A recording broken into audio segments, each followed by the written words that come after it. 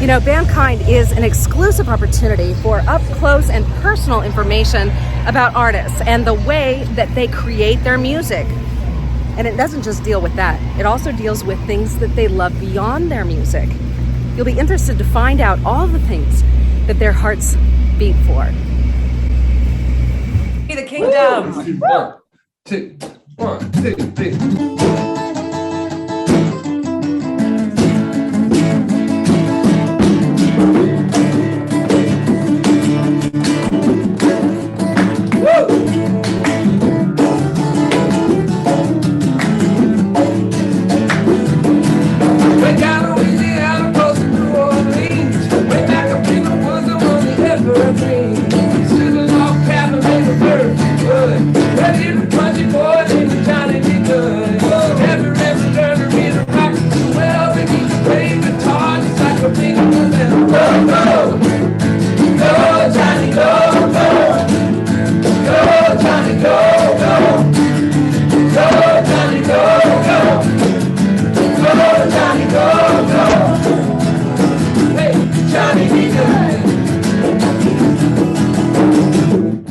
So, Ed and I are brothers, and our dad's name was Steady Cash.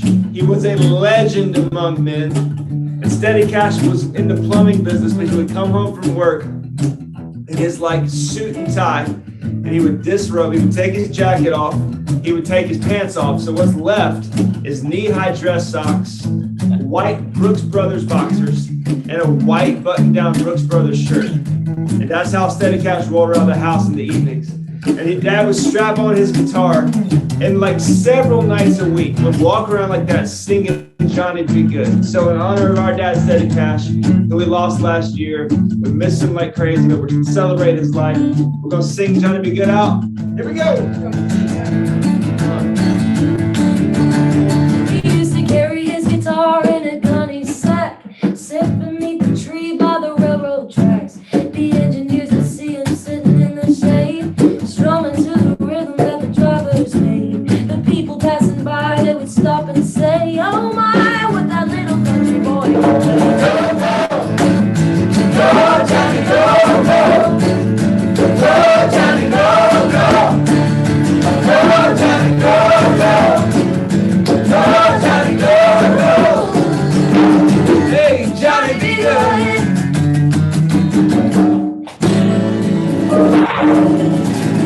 Be the kingdom. Woo. Woo. Love that tribute to your dad. It is beautiful. Thank you so much for doing that for us. You know, I talked about growing up in Montana, and one of my favorite things, and that's what this song reminds me of.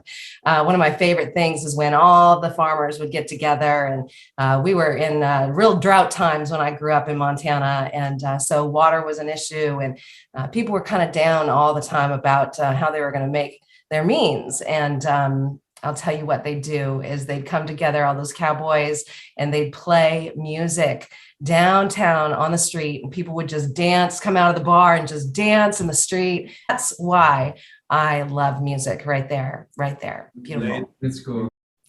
I love seeing you guys perform live at Uprise. And you know what? One of the things that I loved was the backdrop. And you guys told the story about this woman, those cloths from all over the world being a backdrop for who you guys are. That's such a beautiful thing. And you just found her on Etsy? Yeah. Yeah. Wow. A friend of ours was helping us kind of think through ideas for our tour and what we would have as a backdrop. We really feel like when we're on the road, like we want everything that's on stage to have purpose, to have a story.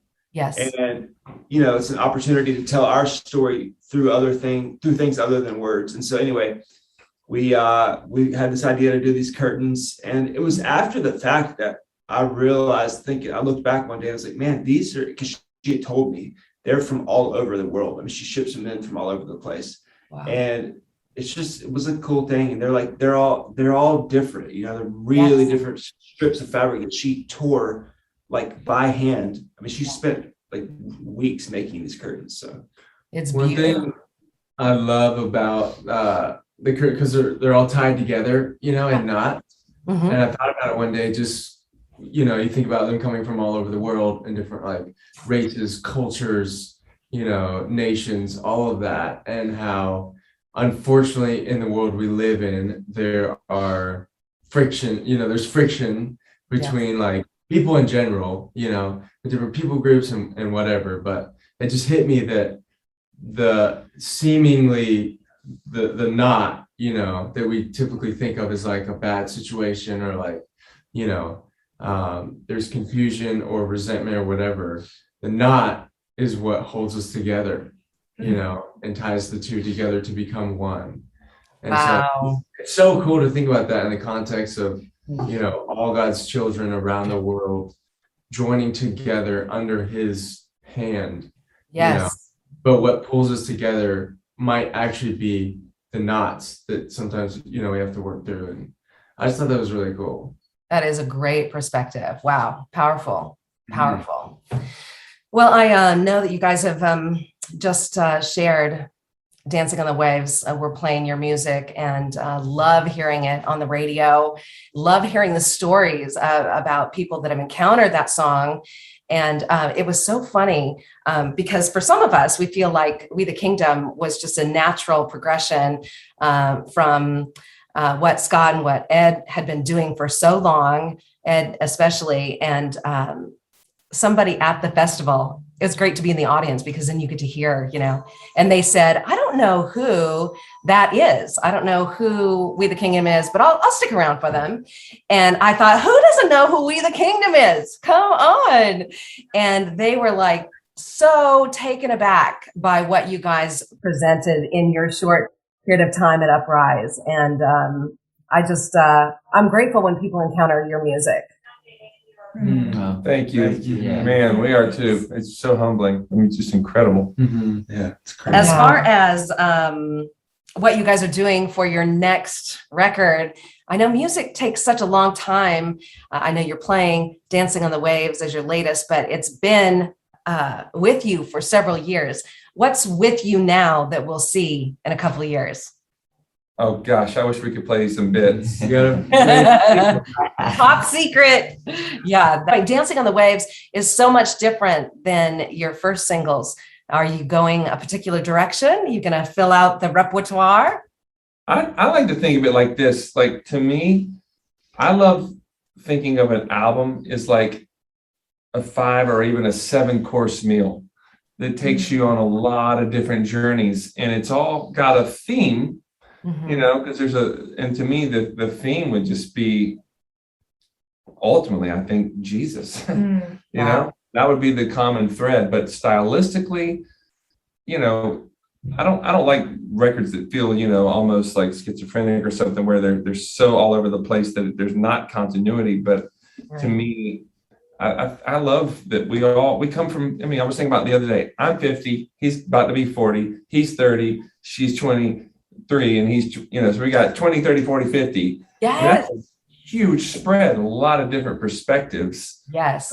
And to me, that comes out in the music. And I think we really try to honor each person's sort of decade, if you will, or their own musical influences, so that the way that manifests itself in our songs is, it's different. So we're making a 90s rock record. Let's go.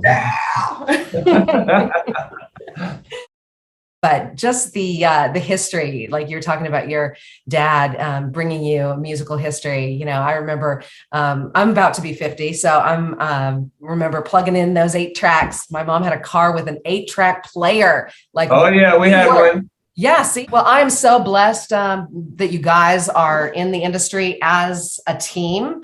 I know you've been in the industry in separate capacities, but and what you bring together, like you just said about the multi-generational, nobody else is doing that. Nobody else can do that. It's something that God has just laid right before you. Totally. Yes. It's kind of weird to live on a bus in 300 square feet with like multiple generations of the same family. You think that's 300 square feet? Yes. With the bumped out. Yeah. I did want to talk to you a little bit about this church situation that you guys were in. I was just in for about 7 years, a situation where we thought that, man, God was doing big stuff, and he was, despite it all.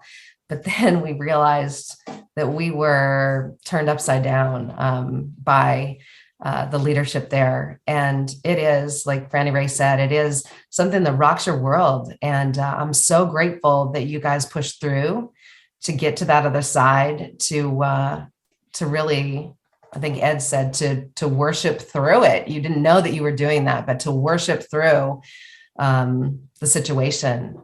Praise God that he has a calling on your life that no man can break, that no one can break. Amen. I'm so sorry about your story. It's really painful. Yes, for sure. So painful. It is. It's confusing. Very confusing. Just I mean, hard. not confusing, because I know that's not well, yeah, I'll just say it's confusing. Yeah. No, it is confusing. And it's hard when, like, a lot of people's testimonies are that they went through something hard and like drugs, and they went through drugs and alcohol or all this stuff, and then God was their safe place. But it's hard when God, not God, but like the institution of Christianity, which is supposed to be a safe place and supposed to represent God, becomes the trauma, the source of the trauma, and becomes the unsafe place. Like, that is really tricky. Yes. Because it's easier to reconcile, I went through an abusive relationship. But even though those things are so painful, at least you have God to be the safe place. But when he's not anymore, then it's just terrifying. Because you're like, what do I do? And there's not a lot of people speaking to that, even though it's interesting that it's such a common thing. And I talk to people all the time, and I'm like, I went through this, and at first I thought I was so weird. I think right now we're about to hear so much information about church abuse because I think COVID jump-started a new season of church. Yes. That is in many ways really healthy, but it's going to be painful as people process it. Have you listened to the Mars Hill podcast? No. Mm-mm. You need to check it out. Really? We're recently walking through that. Yes, it's called The Rise and Fall of Mars Hill. It's a podcast kind of about church abuse.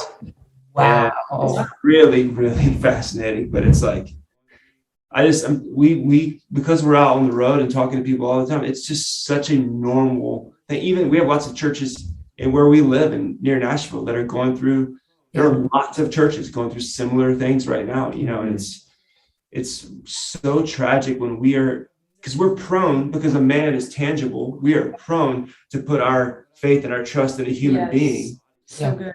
And they always will disappoint us. I've never trusted people less than I do right now. But I've also never trusted the body of Christ at large more than I do right now. Wow. Because I think that God's going to do really beautiful things through that and really unpack some things that have been tightly packed for all of us for a long time. So it's a journey though, and we're still walking through healing from some of it, Yeah. I so appreciate you as a band. I so appreciate you as individuals and all that you bring to this.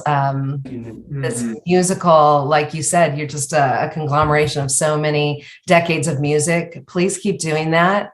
People love it. People need it. And I love the fact that We the Kingdom started in a hot tub time machine.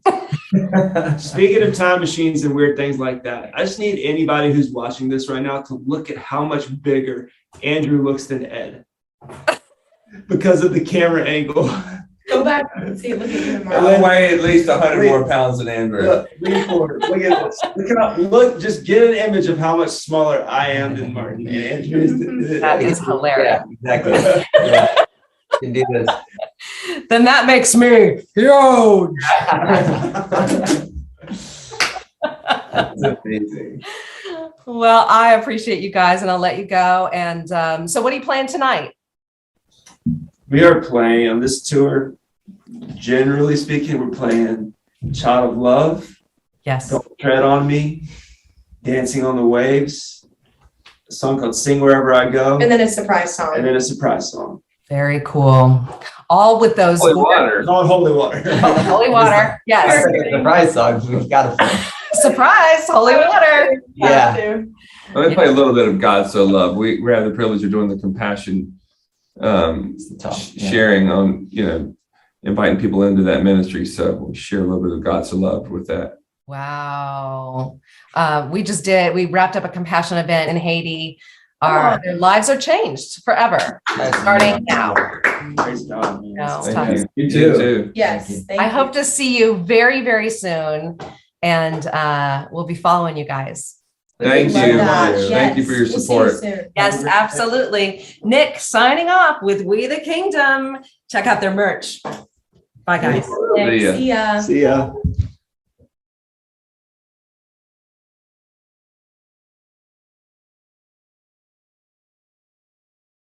You can always find out more. Follow us at bandkind.com and pick your favorite social media platform. Thank you for joining us at Bandkind. That's a wrap.